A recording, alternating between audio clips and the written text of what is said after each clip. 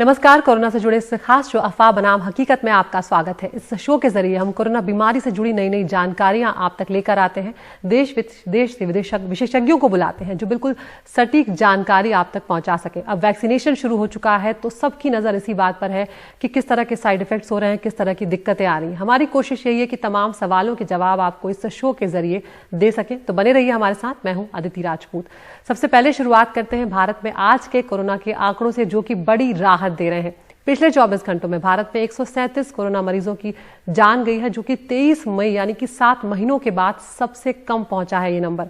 वहीं रोजाना के नए मामलों में भी बड़ी गिरावट दर्ज की जा रही है। आज सिर्फ 10,064 मामले रिपोर्ट हुए हैं, जो कि 11 जून के बाद सबसे कम है। रिकवरी रेट सबसे उच्चतम स्तर पर पहुंच गया है, तो एक्टिव मरीज जो हैं वो सबसे कम चल रहे हैं फिलहाल। तो ये बहुत बड़ी राहत की खबर यहाँ पर है। आपको आंकड़ों के जरिए हम दिखा दे रहे हैं। 1 नवंबर से लेकर 19 जनवरी की अगर बात करें तो 19 जनवरी आज वो दिन है जब 11 जून के बाद सबसे कम मामले आए हैं, 10,064। और यह आपको एक आंकड़ों के जरिए दिखा रहे हैं कि मौतों में भी बड़ी गिरावट जो है वो दर्ज की गई है। और 1 नवंबर से 19 जनवरी के बीच का ये आंकड़ा है। आप देख सकते हैं कि कितना आगे तक गया था ग्राफ, लेकिन आज 137 मौतें हुई हैं, जो कि 23 मई के बाद सबसे कम है।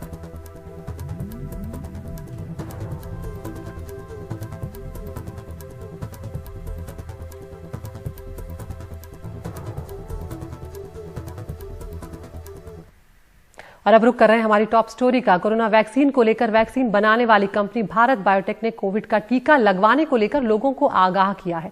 कंपनी ने बाकायदा एक फैक्ट शीट जारी करके बताया है कि किन बीमारी या कौन सी अवस्था के लोगों को उनकी वैक्सीन, जिसका नाम कोवैक्सीन है, वो नहीं लगवानी चाहिए। जबकि इससे पहले खुद केंद्र सरकार ने कहा था कि अगर आपका इम्यून सिस्टम कमजोर है, कोई गंभीर बीमारी है, तब भी कोरोना की वैक्सीन आप ले सकते हैं, लेकिन ये हो सकता है कि वैक्सीन असर कम करे।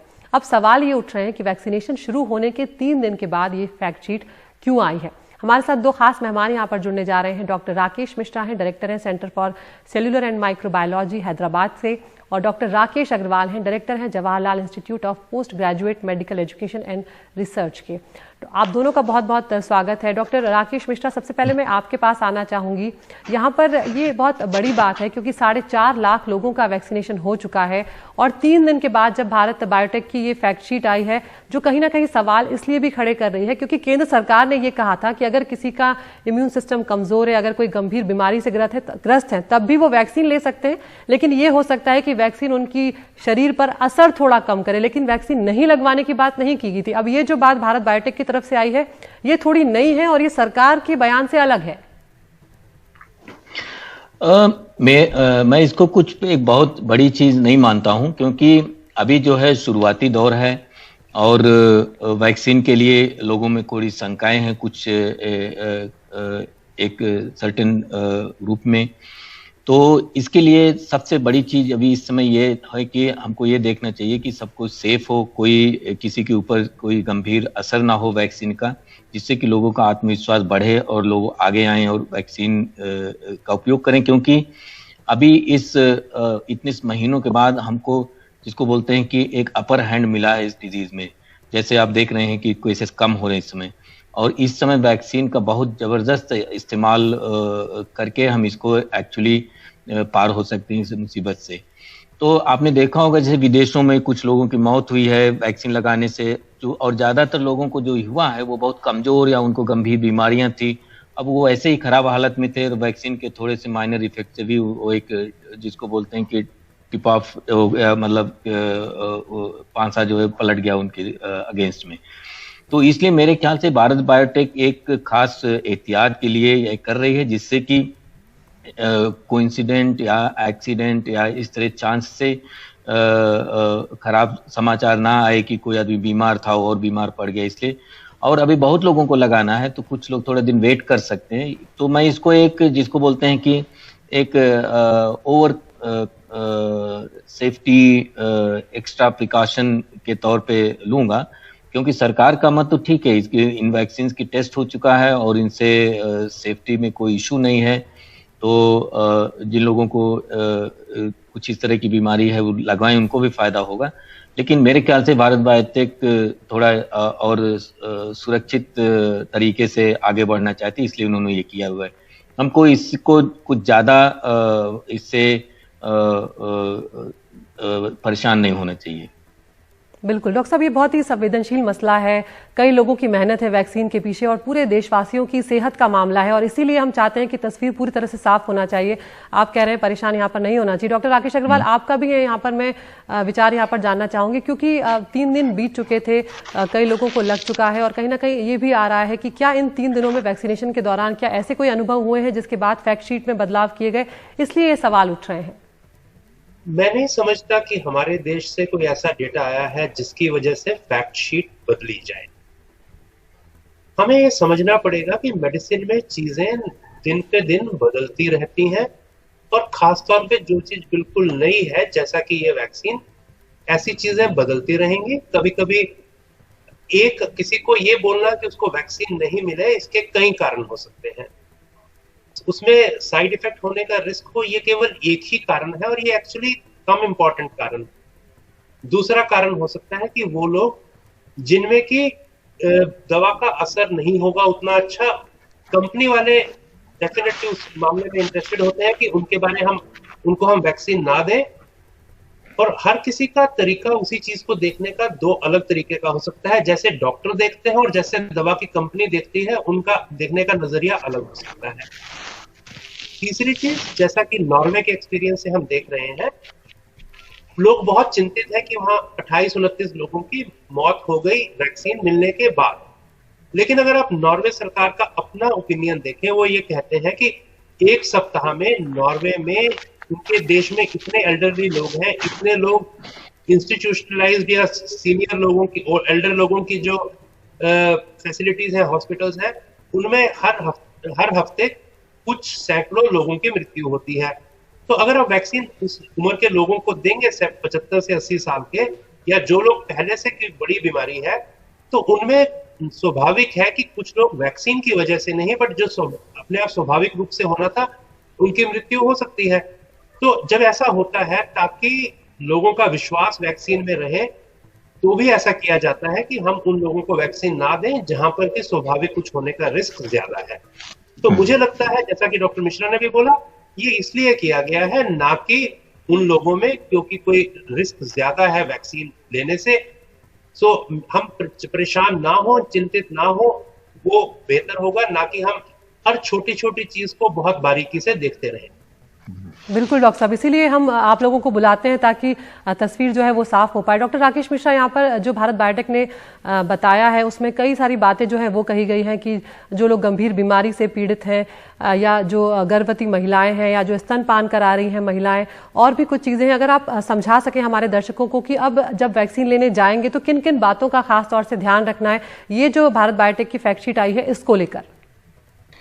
ये देखिए, गर्भवती महिलाओं के लिए पहले भी ये वैक्सीन नहीं लगना था। 18 साल से कम के जो बच्चे हैं या जो गर्भवती महिलाएं हैं, इनको ये अगर 50 प्लस में भी आती हैं तो इनको अभी वैक्सीन नहीं लगेगी, क्योंकि इसके बच्चे के अंदर जो अंदर बच्चा पल रहा है उसके ऊपर क्या असर होगा इसके बारे में कोई स्टडी नहीं है और बच्चों के ऊपर कोई रिस्क हम नहीं लेना चाहते हैं। तो इसलिए जो जिस तरह से फेज 1, फेज 2 या जो अभी ऑनगोइंग फेज 3 ट्रायल है उसके हिसाब से इनको परमिशन दी गई है इमरजेंसी यूसेज की। तो वो तो सिस्टम के अंदर इनबिल्ट है। जैसे ही आप अपने ऐप का इस्तेमाल करेंगे, ये वो बता देगा कि आपको लगनी है या नहीं लगनी है। अब जैसे अभी आपने सुना किसी को खास बीमारी है, ज्यादा बीमारी है, तो अभी थोड़े दिन बचें, मास्क वगैरह इन सब का इस्तेमाल करके। जरूरी नहीं कि हर आदमी पहले ही बाद राउंड में सबको वैक्सीनेशन हो जाए। कुछ लोग ना लगाएं तो अच्छा है। जिनको कि इस तरह की बीमारी है और उनके सिचुएशन खराब होने की संभावना है किसी भी छोटे कारण से, अब आदमी की स्थिति गंभीर है, उसी में जब सर्दी जुकाम से भी आदमी का हालत ज्यादा खराब हो सकती है या मृत्यु भी हो सकती है सब चीजों से। तो इसीलिए कंपनी अभी कॉन्फिडेंस बिल्ड करने के लिए और वैक्सीन हेजिटेंसी जिसको बोलते हैं उसको कम करने के लिए और कोई नेगेटिव विचार ना हो कि आदमी की हालत खराब हुई किसी और वजह से, चूंकि वैक्सीन भी थी तो उसको भी आप उसके साथ जोड़ दें। तो इन सब से बचने के लिए लोगों ने ये किया हुआ है। मेरे ख्याल से ये अच्छी स्ट्रेटजी है। ठीक से बता दिया सबको कि अभी ऐसे ही इतनी ज्यादा लंबी कतार है, तो उसमें कुछ लोगों को अभी ना दें तो कोई ऐसी बात नहीं। और सबसे बड़ी चीज है कि हमको एक अपर हैंड मिला है, अभी इन्फेक्शन कम है, तो हम और भी तरीकों से अभी बच सकते हैं। बिल्कुल। तो ये और अच्छी यहाँ बात पर है डॉक्टर अपने आप। मिश्रा, ये भी बहुत महत्वपूर्ण है जिस तरह से आप बता रहे हैं, हमारा भारत का अनुभव भी वैक्सीनेशन में बहुत लंबा रहा है, इसलिए भरोसा नहीं करने जैसी कोई बात नहीं है। लेकिन चूंकि कोरोना महामारी ने कहीं ना कहीं सबको डरा दिया है, तो वो एक जहन में जो डर है और थोड़ी हेजिटेंसी है, वो हम विदेशों में भी देख रहे हैं, ये आप और हम सब जानते हैं। इसीलिए इस मामले में हम और लोगों से बहुत आगे हैं, क्योंकि पहली चीज बिल्कुल तो ये दोनों वैक्सीन बड़ी सेफ है। ये दूसरी और वैक्सीन की रिएक्शन हम देख रहे हैं कि ज्यादा आ रही है, इसमें उतनी रिएक्शन नहीं आ रही है, ये बहुत टाइम टेस्टेड है। अब कितना लंबा असर पड़ेगा इसका, कब तक ये सुरक्षित, वो हर चीज के लिए ओपन क्वेश्चन है, लेकिन अभी फिलहाल कोई परेशानी वाली बात नहीं। जी। डॉक्टर राकेश अग्रवाल, यहाँ पर एक आखिरी सवाल मैं आपसे जानना चाहूंगी, किस तरह के साइड इफेक्ट जो हैं वो अभी तक सामने आए हैं देखने में, क्योंकि करीब 500 के आसपास लोग हैं जिनमें हल्के फुल्के और थोड़े से गंभीर साइड इफेक्ट देखे गए, वो जानकारी भी आप दे दें हमारे दर्शकों को। तो ये एक्सपेक्टेड है ये कि जिसको भी ये वैक्सीन लगेगा उनको कुछ सिंपल साइड इफेक्ट होते हैं। उसमें आता है जहां पर इंजेक्शन लगा है वहां पर दर्द होना, वहां पे छूने से दर्द होना या वैसे भी दर्द होना, थोड़ा उस बाजू में अकड़ाव हो सकता है, बुखार जैसी फीलिंग होना या बुखार होना, सिर में दर्द, शरीर में दर्द, मांसपेशियों में दर्द, कुछ हद तक हल्का से जुकाम जैसे सिम्टम। ये सब कुछ वेल नोन है। ये बल्कि ये सोचा जाता है कि पहले 2-3 दिन में ऐसा अगर 100 लोगों को वैक्सीन लगा तो उनमें से 50, 60, 70 तक को हो सकता है। मैंने भी वैक्सीन लिया, मुझे भी बाजू में दर्द हुआ, अभी दबाऊं तो अभी भी दर्द है, लेकिन ये एक्सपेक्टेड है। ये हर इंजेक्शन से होता है, हर वैक्सीन से होता है। हल्का सा बुखार जैसा हुआ, उसके लिए दवाई ली जा सकती है। बुखार के लिए जो सिंपल दवाएं हैं घर में जो हम लोग लेते हैं, जैसा कि पैरासीटामोल, और वो उनको डॉक्टर एडवाइस भी करते हैं। लेकिन मेजर साइड इफेक्ट्स मेरे ज्ञान में अभी तक कोई खास भारत में हमारे नहीं हुआ है। जी। डॉक्टर राकेश अग्रवाल, डॉक्टर राकेश मिश्रा, बहुत बहुत शुक्रिया आप दोनों का, आपने महत्वपूर्ण जानकारियां साझा की हैं। और हमारी कोशिश यही है कि ये जो डर लोगों के मन में आ रहा है ये जाना चाहिए। और भारत बायोटेक को लेकर भी दोनों ही हमारे जो विशेषज्ञ उनका यही कहना है कि क्योंकि मेडिकल क्षेत्र ऐसा है, ये बहुत बदलती रहती हैं चीज़ें, बीमारियां बहुत बदलती रहती हैं, इसीलिए थोड़े बहुत बदलाव जो हैं वो आने वाले वक्त में भी किए जा सकते हैं, उसको लेकर घबराने जैसी कोई बात नहीं है। एक ब्रेक के लिए यहाँ पर रुक रहे हैं, ब्रेक के बाद आपके सवाल होंगे और हमारे साथ एक्सपर्ट होंगे जो उनके जवाब देंगे।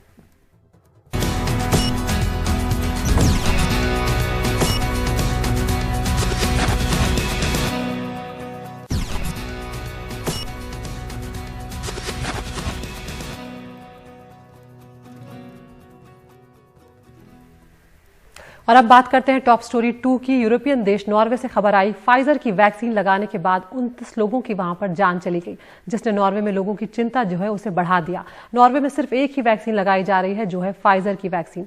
जिन लोगों की मौत हुई उन लोगों की उम्र 75 से 80 साल रही।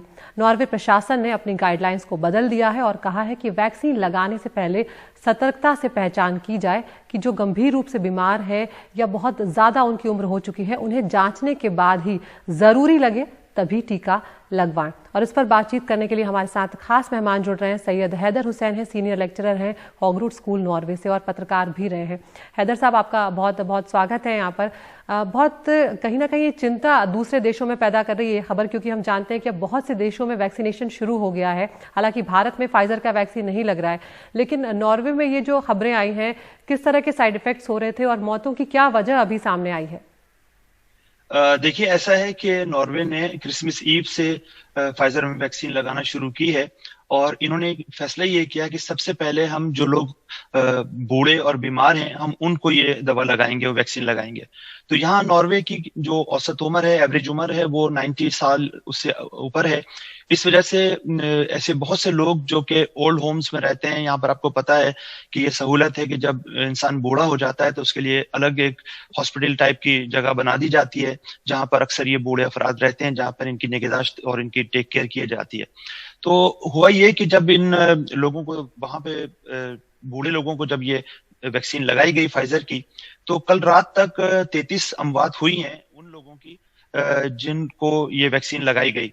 लेकिन इनमें से जब गवर्नमेंट ने इस पर रिसर्च की है और नॉर्वेजियन जो ड्रग अथॉरिटी है उन्होंने जब इस पर रिसर्च की, तो जो 13 केसेस इन्होंने स्टडी किए, उनमें से ये बात सामने आई कि मरने वालों में से ज्यादातर लोग जो थे उनकी उम्रें या तो 90 साल से ज्यादा थी या 80-85 साल से ज्यादा थी।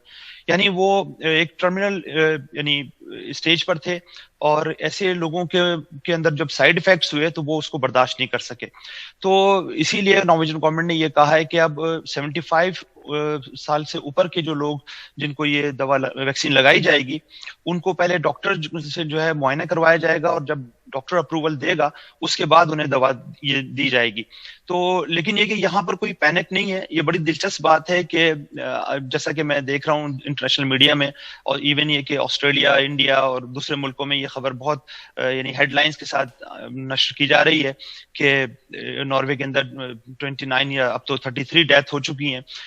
लेकिन यहाँ पे नॉर्वे में ऐसा सच है, कोई ऐसा पैनिक नहीं है। यहाँ पर लोग कोई हेजिटेशन नहीं है। लोग अपने जिसको गवर्नमेंट ने इस तरह से सिस्टम किया है कि ये लोगों को SMS भेज रहे हैं ताकि जिसका नंबर आता है वो जाके वैक्सीनेशन सेंटर में जाके अपनी वैक्सीनेशन लगवा ले।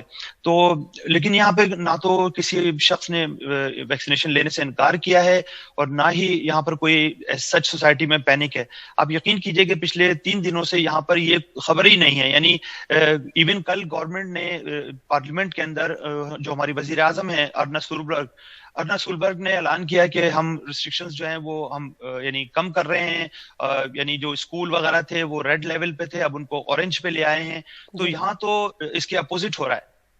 बड़ी हैरान करने वाली बात है हैदर साहब ये वाकई में कि वहाँ बहुत ज़्यादा फर्क नहीं पड़ रहा, क्योंकि जो भी सुन रहा है कि वैक्सीन लेने के बाद अगर मौत हुई है तो वाकई वो थोड़ा तो परेशान करने वाली खबर है। लेकिन अब प्रशासन ने क्या, नॉर्वे के प्रशासन ने अब क्या नई गाइडलाइंस जारी की, अब किस तरह के कदम जो है वो उठाए जा रहे हैं?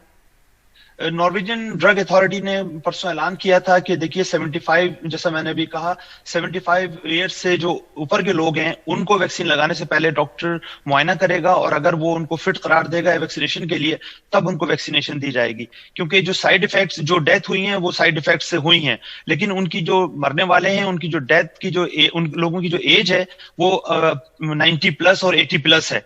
तो अब जैसा मैंने कहा कि यहाँ पर जाहिर है कि बहुत सारे ऐसे बूढ़े लोग हैं जो कि ओल्ड होम्स में रहते हैं और जहाँ पे उनकी टेक केयर की जाती है, उन्हीं को सबसे पहले वैक्सीन भी लगाई गई।